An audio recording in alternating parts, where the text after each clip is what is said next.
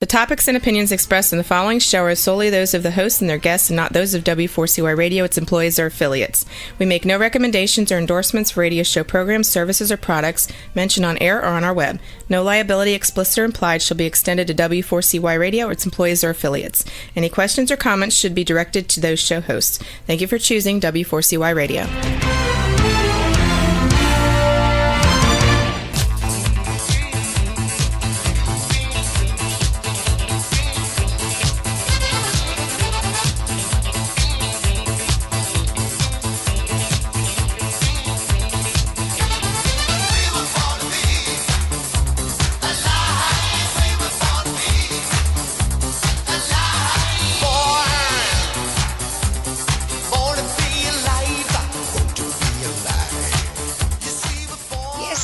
To be alive. You're listening to Rosie Pekar on Until Now, where I talk to extraordinary or ordinary people about extraordinary experiences. But this week you're going to be listening to this ordinary person continue on with some extraordinary experiences from last week because I had to close. We ran out of time, so I thought I'll pick the topic up where we left off. Now, Stephen Hawking may have concern the discovery by man of the godparticle could blow up the world. Now, no one get concerned. He's talking about in millennia upon millennia upon millennia upon numbers and figures I couldn't even possibly pronounce to you. It's that far away. But a greater discovery by humanity of the Godseed can allow the unfolding of all humanity's potential. So what is this Godseed that Rosie is going to be talking about? Now, for those that have questions, please go across to the link on w4cy.com and you can click on the right-hand side and let me know you're there and ask any questions that you like. What this Godseed is, and it's something I'm reminding myself of at all times because let's face it, we only do what we do because of the payoff we think we'll get, the fact that we think we'll feel good after any experience or any involvement or any action and interaction. So everything we do is for ourselves. You know, many people, I had a conversation this morning, quite a stimulating one, with an individual who was eager and keen to go out and save the world and, on a mission for all of humanity. And, my discourse backwards and forwards was, that's a little bit ego driven. And I hate to, plan it back down on reality like that. However, it is because we're not here to save the world. Who says the world needs saving other than man? Who says people need saving other than man?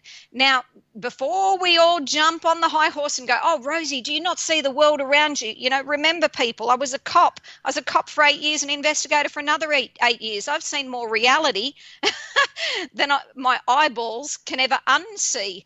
So this is very firmly that's why I've introduced a bit of science at the start to understand, because that God particle is for those to have a bit of a layman's understanding. I wrote about it in Cracking the Human Code, which was published a couple of years ago. But to give you a super fast scientific sneak peek of just everyday matter, all is comprised of molecules, and molecules are just large or small groupings of atoms. And these molecules can be broken down to the fundamental elements of chemistry that those who did it at school will know of, the periodic table of elements, describing both natural and man-made elements. It's a simple list of just over 100 atoms. I think today it's about 118, so 90 that exist in the human body, and no doubt more that's still to be uncovered and revealed. So to give you an idea of scale, some million trillion atoms exist in a grain of sand. So that's the playing field we're talking about. It is so minute and microscopic and minuscule. And you're thinking, Rosie, how does this relate to me? This is most important to you. This is, oh, good. I'm just reading some comments and getting distracted. That says, what have I done? Why did I make that so small? Love, it's Susan. I'm not Susan, I'm Rosie. It's my Australian accent. I love your show. And what deck is this? No, we don't do a deck. Oh, I'm on the wrong one. That's why. Oh, yeah. And he's been on the Big Bang Theory. Yep, that's Stephen Hawking's. Now that I've cleared up that, the relevance of what I'm discussing today is because how the little things matter and line up affects all the big things in life that matter and line up and impact us. So if we can understand just a little bit of a sneak peek preview of all these little things, once those little things are sorted, the big things take care of themselves. So if we understand that those tiny little atoms can be taken further apart, and there are smaller particles, they call them subatomic particles, and they're neutrons, protons, electrons. Now, neutrons and protons make up the nucleus of an atom, and it's held together by a strong force as pions jump to and fro with negatively charged systems of electrons orbiting in a cloud shell. Now, understand, we haven't actually seen the atom, yet we can split it. So now we're dealing in a world of unreality to many aspects. So the atom is a mini solar system onto itself that's neutral in charge, which emits photons, and photons is just light. Now, these itty-bitty bits, if we smash them together, and these itty-bitty bits go smaller, we're going into the realm of quarks, leptons, gauge bosons, which are force carriers, and most recently the Higgs boson, which is what is also affectionately nicknamed the God particle. This is what they believe, if we discover this, it will then infer that there is a Higgs field, and what that infers is that determines the mass everything is given.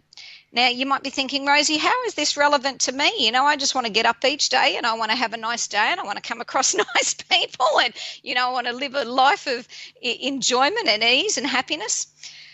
The idea of this is to be implanted into your mind that if we understand that we are made in God's image, so that image means, like at the start of the word, imagination for us. It's magi means magician. So God's image is in essence ultimate creativity, ultimate unlimited, all-encompassing creativity. Now, whether they think this God particle has an inference, an indication of where things will then line up to give mass, to create matter, allows us to understand that within ourselves, on the smallest, most microscopic, on the most subatomic level, there is much order and organisation and lining up. But lining up with what? Now, that's the important part to us. What are we lining up with? The same as that there is what we will call, and I'm going to keep this in really simple terms because I know last week one of the listeners asked, you know, how can I start doing this, you know, when I don't have enough money? And that was a question hot on their lips that I ended the program on. So if you've got challenges and questions and problems, go ahead, put them on the link on the right-hand side at w4cy.com, and I will include them as we go along, because my intention is to deliver as clearly as possible an understanding of how magnificent and powerful you are on a moment-by-moment, day-by-day basis.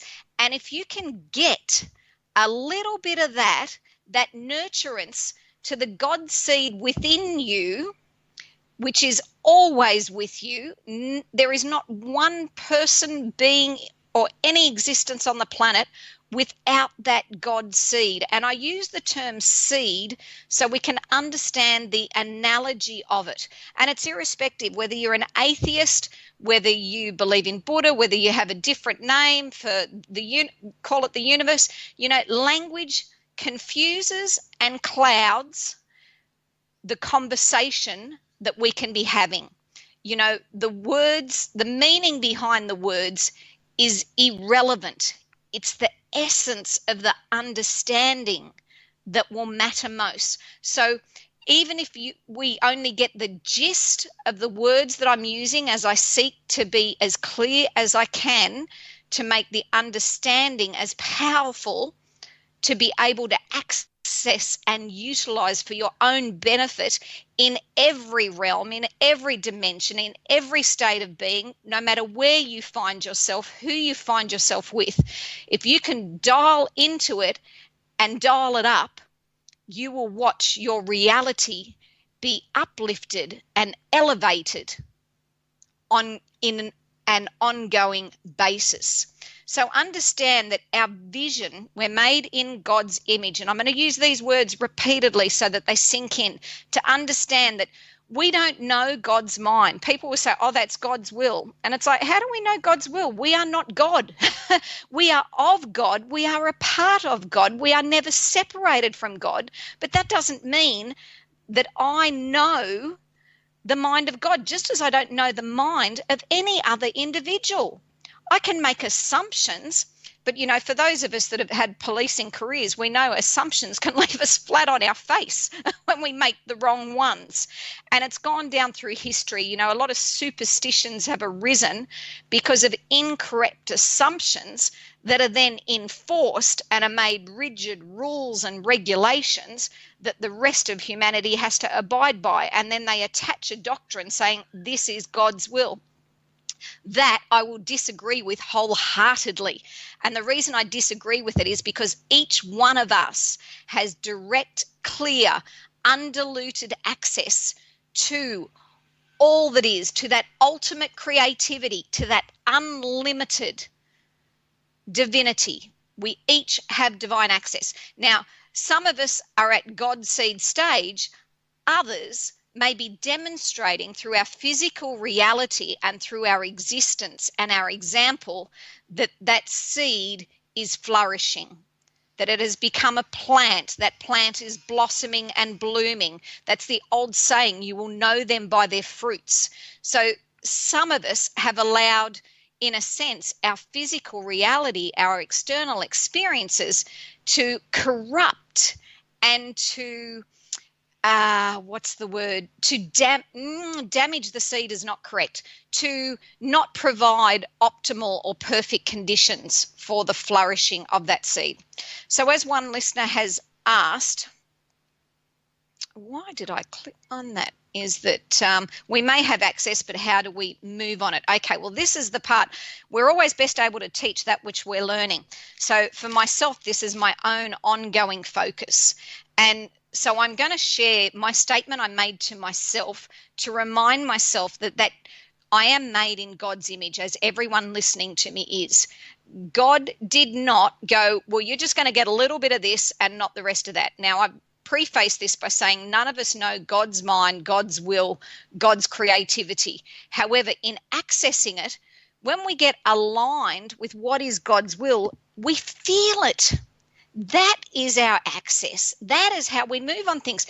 As we feel uplifted, as we feel inspired, as we feel engaged, as we feel joyful, as we feel elated, this is all the energy that is raising us on a vibration and a frequency that is up. It is lighter, it is faster, it is easier. And I talk scientifically at the beginning so that we can understand when particles and light can be both a particle and a wave. It's like an annoying child. It will not, for science, choose to be one thing or the other. It manifests as either one. And this is tricky for them to work with because according to their laws, it should only be one. However, it chooses to be more than one. It chooses to, again, be unlimited. With matter can exist as liquid or a solid. It can be a gas or even plasma. So again, matter can be annoying because the same cell that makes up your fingernail, if you look at your fingernail, the skin right next to it is exactly the same cell. But you can see they have differing external appearances. So there is an intelligence and a knowledge that knows. We don't have to sit and figure out how one's going to be a hard nail and the other's going to be soft skin. Same as we don't have to sit and figure out how one cell is going to be part of my liver and another cell is going to be part of my eyeball or another cell is going to be part of my hair. Now, as you start to understand this on a microscopic level on that small picture, and become amazed and engaged at the level of order, that how astounding our physical beings are on a moment-by-moment basis, the trillions of actions that are taking place right this instant, right before your eyes, right under your very nose, that most of us are completely oblivious of. This is the world we live within. This is your dominion. This is your house that you are in right now. The order it's in is how that Godseed has, through your physical experiences and external reality, been nurtured and nourished. Now, how we do this is with our vision. We either have perfect vision, which is aligned with God's image. God's image is perfection, perfection in all things. It is ultimate creativity, as I said, and all-encompassing. So as it sees perfectly, it sees the joy, the ease, the full potential. As we as human beings see, we can see imperfectly. So in that sense, as we see imperfectly, we are not in alignment with God's image, but we are made in God's image. We are given that free will. We are given that power to create ultimate creativity yet again. I and my Father are one. I am given exactly that same creativity in my dominion. So if I see imperfectly, I am creating imperfectly. As I see pain and disillusionment, I am ongoing that pain and disillusionment.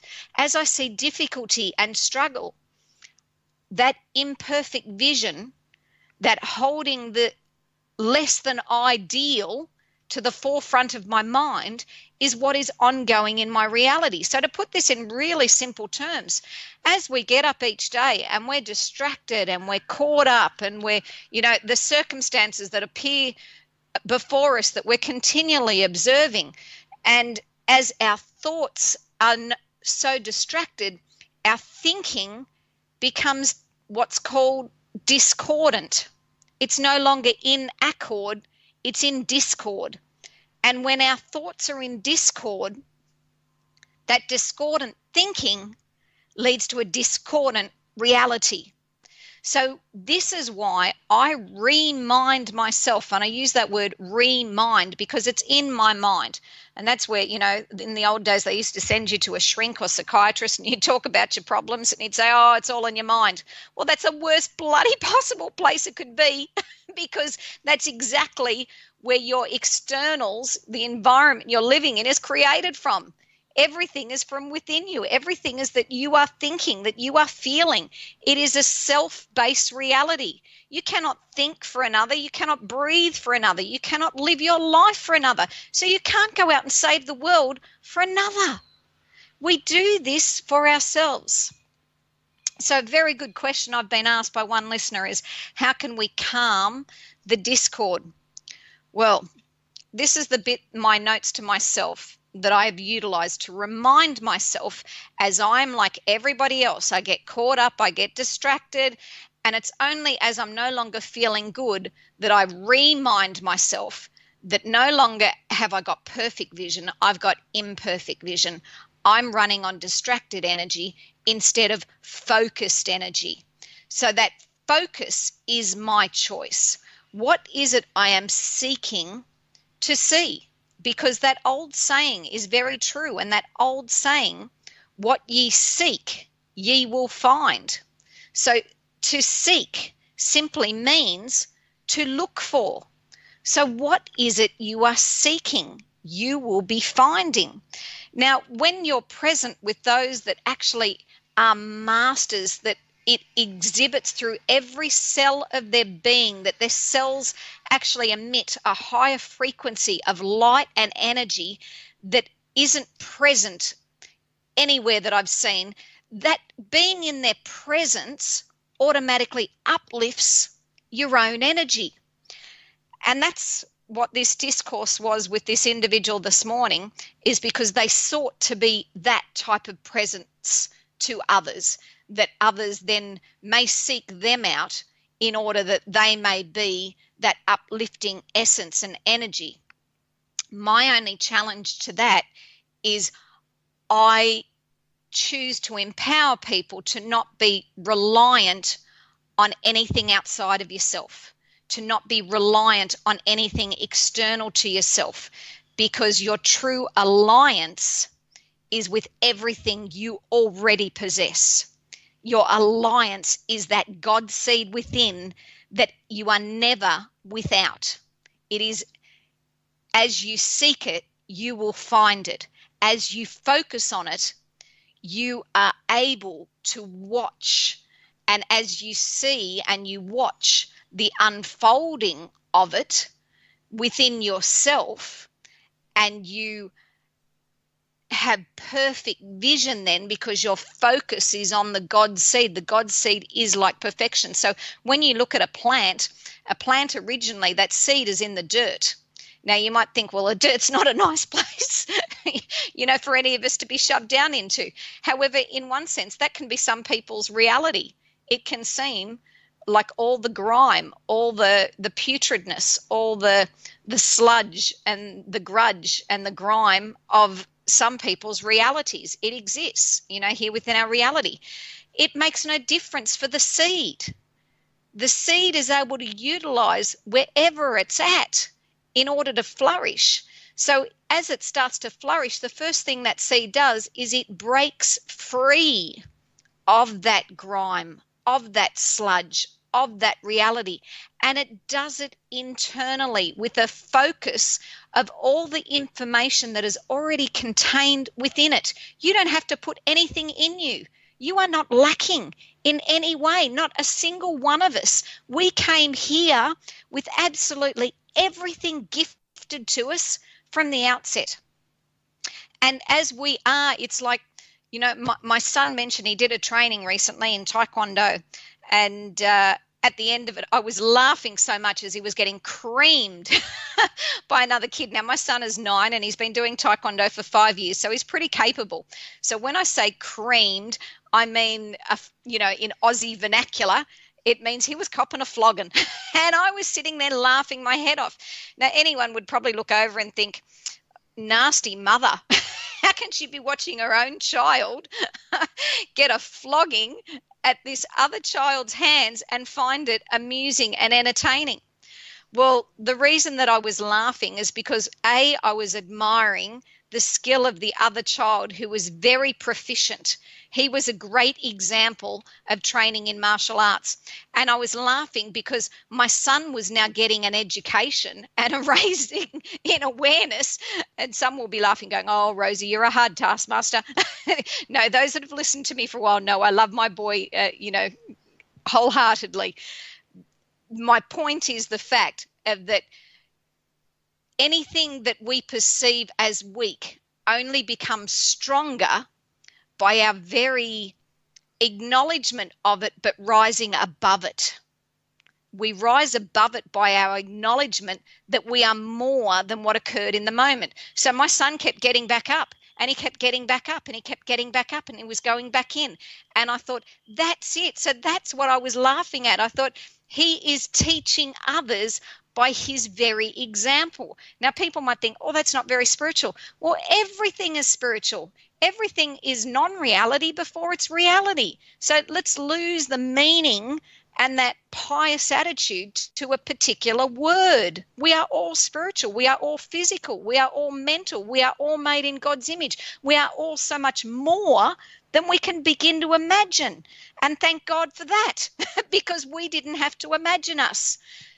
All that is ultimate creativity imagined us. And it imagined us in its own image, which was unlimited, with ultimate creativity, unlimited potential and abilities. So this young man, after he's finished, having this interaction with my son on the Taekwondo mat and, flogging him, when we were leaving, I commended him on his good efforts. And he said, oh, I saw you laughing. And he said, I figured that was permission that I could go even harder. So he walked away and I laughed and I thought, well, actually, yes, it was. And my son said to me, Mum, Why were you laughing? And I said, because I so thoroughly enjoyed that you didn't allow any perceived or temporary setback or someone that appeared better than you to hold you down. Every single time you got back up, and within a millisecond, you didn't hesitate. And that's our attitude with life. That's our attitude for success, is keeping our focus on our ideal, on the end result, on the vision of perfection. His vision is of a black belt. A black belt knocked down doesn't stay down, gets straight back up. So how can you stay focused? You have the ideal, that perfect vision for yourself. So most of us would choose to be rich, not to be poor. Most of us would choose to be loving than to feel unloved. Most of us would choose to feel well-being and enjoy well-being than we would to be ill and sick. So now that we've made our choices, we've got our vision. That vision is set. That vision is your seed. The God seed is what gives it potential and power. And as we say, not my will, God's will be done, because God's will is far better than I can imagine. It is far better than I can envision. It is astounding and surprising and so enlightening, and it has well-being en masse for everybody. That includes the ability to laugh when we perceive setbacks. It includes that ability to lighten up and let go from perceived setbacks. As we let God, we let good in. And for those without faith, well, faith, the saying is, now I'm quoting a little bit of Christian context here because of its relevance. And its relevance is that you only need faith that of a mustard seed. And now a mustard seed is, again, we're going to a really small size grain. So on such a small, minute level is all that is required for you as impetus for the God seed to take. And as you have that desire is the start of faith. And as that desire starts to unfold and we start to see more unfolding, because our vision is no longer distracted, our vision is no longer discordant, our vision is no longer caught up with imperfect vision, with all that has been. As we maintain that focus, it continues to unfold from there. Like as I mentioned earlier, the presence of the masters is so uplifting that you are buzzing, and literally it takes quite a while to come back down. And I say, I come back down because then I start observing all the man-made reality around me. I start paying attention to problems. I start paying attention to difficulties. I get involved in challenges and conflicts. And, that's not for a high-flying frequency. That is the imperfect vision. So it's a moment-by-moment conscious communion with your God seed within. And it is holding that ideal true. It's developing your language. It's your mind, remember, your thoughts. And as it's your own mind, you play with the words that help you feel at ease in the situation. Your thoughts are on high. They're on an ideal. That ideal is the source of all love, all life, all power. Remind yourself, look at yourself on a microscopic level and realize that this all occurs without your intentional input. As a matter of fact, once we start to put an intentional input in is often when we start to mess it up a bit, because we're altering it from God's will to my will. And my will doesn't have that ultimate creativity. It has a limited pathway that is indoctrinated and educated by what I've seen and been exposed to on a day-by-day, continual, ongoing basis. So sometimes we have to let go of what we think we know and allow there to be space for what we don't know, for what could be just around the corner. So to love, which is the most powerful force that there is within all of the entire universe. So to love is to release God's unlimited storehouse of treasure. So that love for self first, because what you can gift to yourself is what you then have to give to another. And what you give to another is what you gain for yourself. That is the law of love. So when we love, we can't help giving.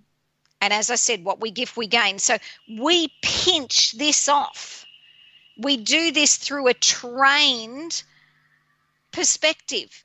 We have individuals that introduce superstitions into our minds, superstitions that allow us to believe other people above and beyond the potential that's already been planted within us. Other people that will say, no, you can't do that. No, that's not for you. No, that's for other people. No, how silly, how ridiculous. Whoever told you that? They're the people that are the naysayers. They're the ones stuck in the dirt and the grime, and the seed hasn't flourished for them yet. So they're talking with truth from the level of seed and grime and sludge and drudgery and difficulty and challenge and conflict. And it's very true, their statements, for remaining in that state. So if you want to elevate yourself and others, you want to be uplifted from that state, it means you have to introduce and allow the perfect vision to unfold. And the perfect vision is above that. So, for example, when the seed is unfolded into the blossoming flower, that blossoming flower has a completely different vision and reality than the seed in the mud and the grime and the difficulty.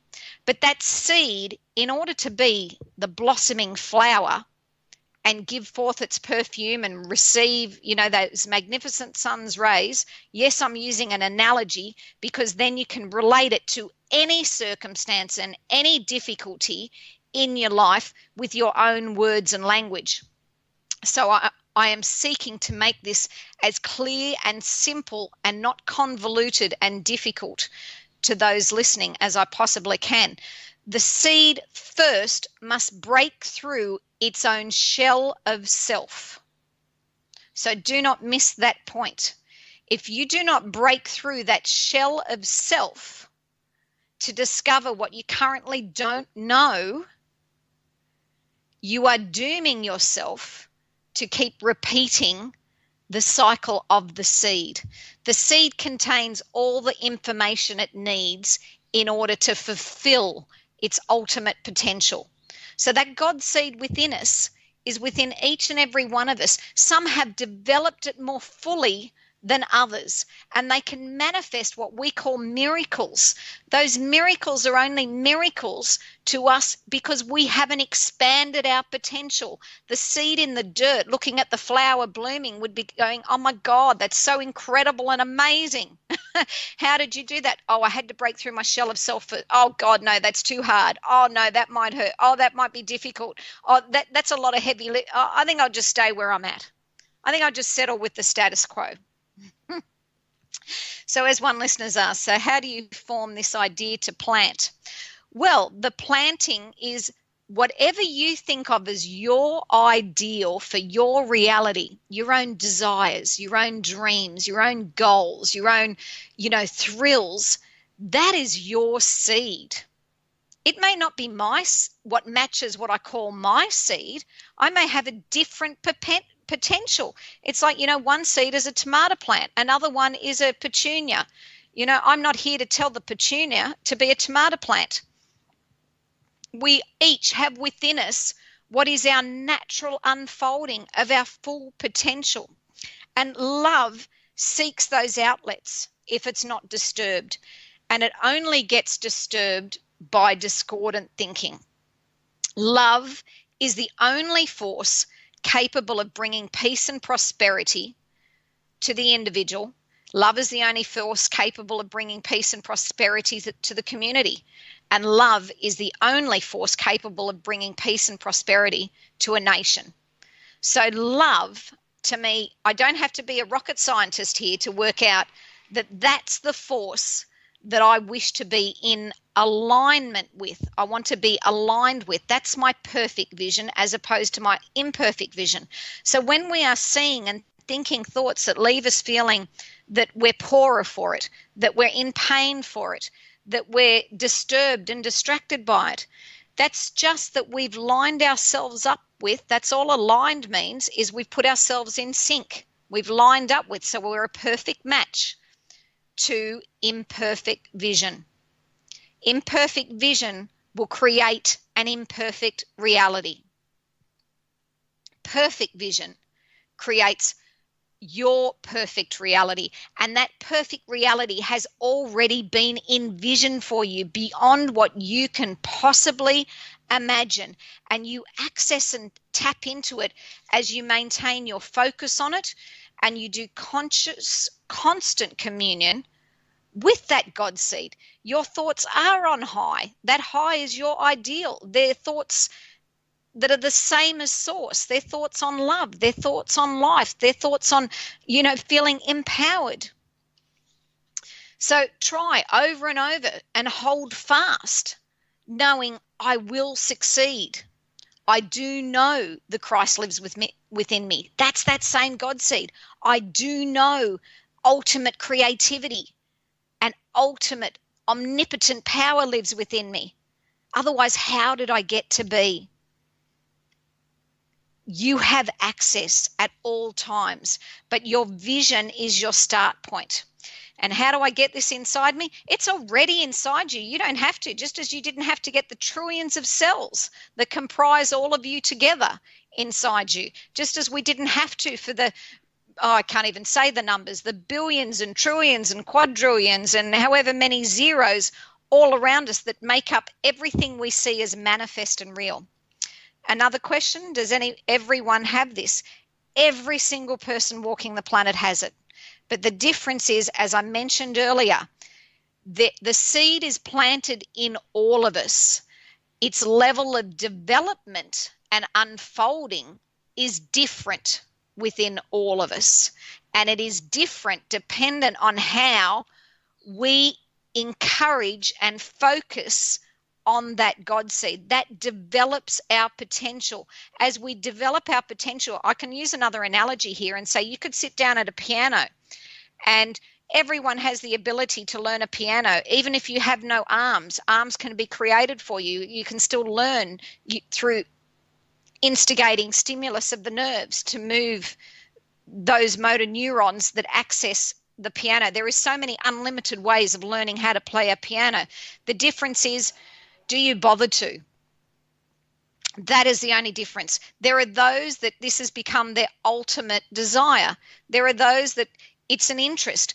Within every one of us has been planted a desire to still know more, to understand a little bit more, because we are made in God's image. This is our drive to understand. And as we seek to understand, we gain an awareness that we are more than we've known before. Now, babies, when they're first starting out, they're learning their environment, those around them, what they can identify with, words and language, communication skills. They might fall, they'll get back down, get back up, fall down, get back up. We're exactly the same in a sense. We continue to identify things, but it seems that once we name something, we think that's all we need to know about it. We've given it a name, therefore we know you. Oh, there's a name, Susan. Now I know you. It's like that name doesn't reveal me. I'm not Susan anyway. I'm Rosie. But yet again, the name Rosie, it still doesn't reveal me. In knowing your name, it doesn't tell me about your journey. It doesn't tell me about your path. It doesn't tell me about all the interactions and all the unlimited potential that you've lived up until this point. And a good question, what if you lose the will to get back up? At times, unfortunately, with that human experience, there are those of us that certainly do. And that's where that importance of faith, I think, can't be understated. Because the reason we lose the will to get back up is because all we're seeing when we get back up is more of that crap, more of that drudge, more of that difficulty. And that doesn't inspire us to be up at all. We have got such a discordant, distracted mind that is depressed. Depressed means at its lowest point. In order to be elevated, the vibration has to be raised. The only way you raise that vibration is through movement. That movement allows the introduction of new thoughts, new opportunities. There will always be the momentum naturally within a being to go back up. It's like put a cork in water a cork will naturally float. That cork, in a sense, can represent us. We naturally float and we naturally fly. But we have been so educated and indoctrinated and taught all these discordant, difficult thoughts that does disturb our natural mind. It's like holding the cork down. When we finally release all that stinking thinking, the cork naturally rises back up to its natural state. So if you've lost the will to get back up, I would say right now is the time to get out of your mind, to release your mind. And the way you can do that is through listening to uplifting music. You can do it by seeking things that thrill and fill you up, watching babies laugh and giggle, young children, playing with animals. There are different ways and means of being to temporarily help uplift. It is only from the energy, once you start to uplift, that you can develop the strength and the muscle, and I'll use that seed analogy, of where you are in the dirt to push through, to break through that shell of self. It is that shell of self, believing that it is only my will that creates. It is only through my actions that change my path and my life. It is only through my efforts that things come about. That's the worst load of trollop I've ever heard coming out of people's mouths.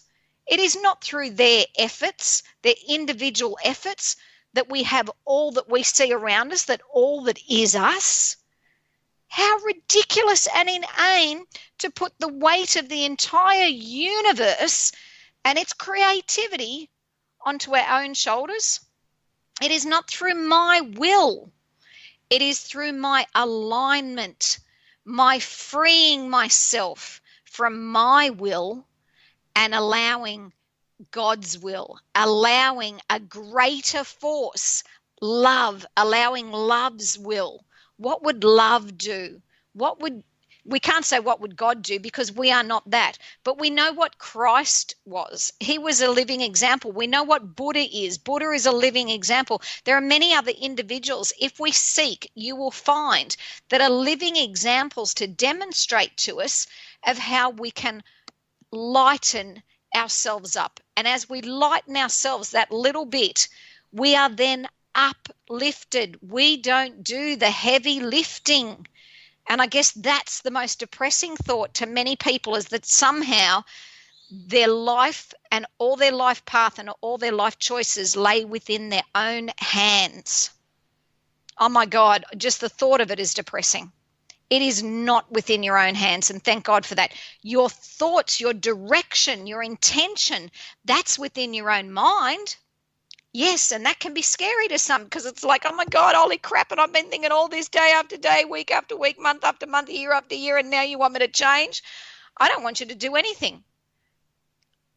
You are allowed with free will to make your own choices, but are you making a choice that puts you in perfect vision and aligns you with the perfect image that you've already been created in, that all matter, be it liquid, solid, plasma, gas, makes no difference, then can solidify into a form of reality? Are you in alignment with that? Life is your gift. It's the value that you put into that. Your thoughts give it that value. Your perception gives it that value. Don't allow superstition to hold sway in your mind. Now, my delightful young son, he said to me, Mom, you're telling me this kid was so great at Taekwondo that was beating me up. And he said, I thought you told me not to compare myself to others. And he said, now I feel like I'm lesser because you're talking about this kid so great. And I said, no, we don't compare to others. We use others as a means to elevate, to raise the bar. As we raise that bar, we are so uplifted. As we are looking higher, that's what takes us up. Keep your vision on your ideal. what it is that you're wanting. And I said, that's what it was. I was looking at that kid and I was enjoying his demonstration, his example, his potential from one so young that was mastering so skillfully. I said, that doesn't mean I look at you any less. I'm aware the potential that exists within him exists within you, exactly the same. So don't compare yourself to him and find yourself lacking. You compare yourself to him and you're aware, what one can do, I too can do. This is my potential. So now get excited by those around you. Seek to be uplifted. Seek that presence, because that presence helps you get clarity. It clears that discordant thinking that's happening in your mind. It gets that distracted mind focused onto a perfect vision. You know, those that are able to uplift, they feel it first. And as they feel it, they know it second. Don't wait till you know things. You're leaving that too late. Feel it first. As you are inspired and excited, then you get to know it. And as you know it, then you get to see it. That's the way the world works, and not the other way around. We keep waiting to see it. And when we say, when we see it, then I'll know it. And then when I know it, then I'm going to feel good. No, you've put yourself on the back burner and you're awaiting a vision that doesn't occur. You keep seeing more of what ideal you put forward. So your ideal is your choice. It is your values that you give meaning to. Now, my son, he said to me, as he understood this message, he said, okay, Mum, well, what's this about this 3 a.m.? He said, this 3 a.m., that's the witching hour when evil is let loose on the planet. And I said, really, son? And he said, because this is going around at the school at the moment. So they have this belief that 3 a.m. is the witching hour. And I said, okay, if you just thought about this from a valid perspective to see if there might be some authenticity, because we're given intelligence not as a decoration. It's there to be utilized. And I said, so from an intelligent perspective, do you think it's 3 a.m. everywhere in the world at the same time? He's like, no. And I said, okay, so that it's going to be 3 a.m. just in one set location. Because he said, oh, it's the witching hour, Mum, because that's the time, allegedly, that Jesus was killed on the cross. So therefore, that was when evil was at its highest. So that's the time of evil to be at its highest potential. And I said, okay, so that 3 a.m. apparently is a worldwide time, yet nowhere in the world do we experience 3 a.m. at the same time. So there's your first dilemma and problem within that superstition and that theory. The second is, what if my clock's wrong and my clock happens to say, you know, it's 3 a.m., but it's not actually 3 a.m. Which time are we going by? Whose measurement of time is the correct measurement of time? So we can expand our concepts to challenge the thoughts that aren't thinking for us. And I wanted him to challenge and blast to oblivion that any moment in time held dominion or power over him. He is made in God's image as you are. You hold dominion and power over every moment, over every minute and every hour, irrespective what that hour is deemed to be by any other individual. As you align your thoughts with your ideal, you'll reveal more and more of this ideal. So until next week, you've been listening to Rosie Pekar on Until Now. This program will be restreamed on iHeartRadio for those that got a bit and thought, oh, I just want to hear that again in about 72 hours time. And for more kick butt attitude, go across to www.kickbutt with one T, otherwise you'll get somewhere else, .com.au. Until then, I will speak with you next week.